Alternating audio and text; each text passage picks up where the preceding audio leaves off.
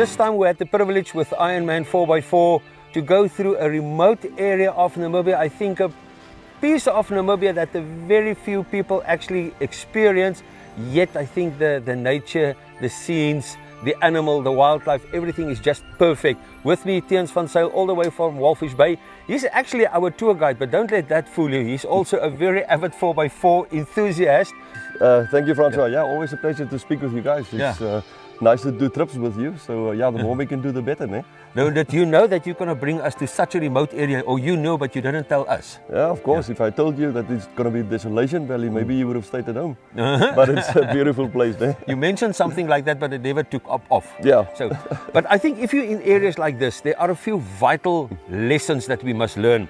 Conservation. Your 4x4 equipment must 100% be in order. I mean, if you have, I want to say, unequipped 4x4, you might run into trouble. And Theuns, obviously not one vehicle, at least 3 minimum. That's correct, Francois, yeah. But from your side, let's talk about conservation. I think that is to me vital.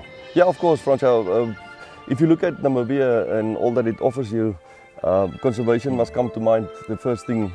And I mean, everywhere that you go, your task as traveler through Namibia is to keep the place clean and fresh for the next guy or next couple of next tourists that come through it. So yes, I would really like to reiterate that is that when you stay over at the place, please make sure that you take all your rubbish with you, stay within the roads, within the boundaries, don't go off-road and do your own thing. Please stay within that boundaries and keep it good and nice for somebody else that comes here the next time. Yeah. And that's not all. Many times we see videos and pictures and selfies of people when there are wild animals taking chances. My advice, but I mean you can testify, keep your safe distance. Oh yes, yeah. No, please stay away from the animals. These are all wild animals, so you don't know how they're going to react.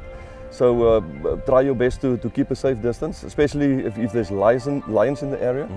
Never go close to them, and don't get out of your vehicle. Don't let them see you.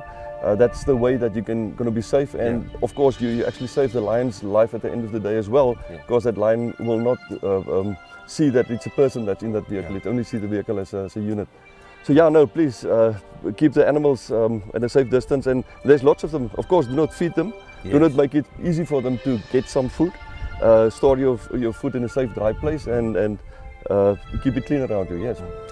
Don't become the problem human to become a problem animal, because I mean, end of the day, Theuns obviously 4x4, properly equipped, suspension. We talk about a lot of things, the right equipment.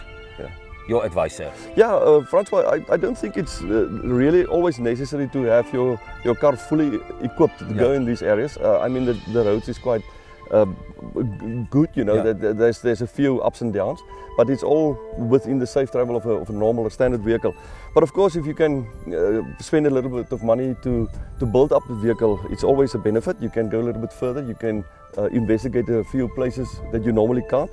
But one thing that you must really make sure of is that you got enough recovery gear or then tire repair kits, because that's looking at the roads and the rocks and so on, that's most of the time the biggest damage that you can do. And don't travel too fast. I mean, the roads is not built for fast travel. It's rough. It's rough country.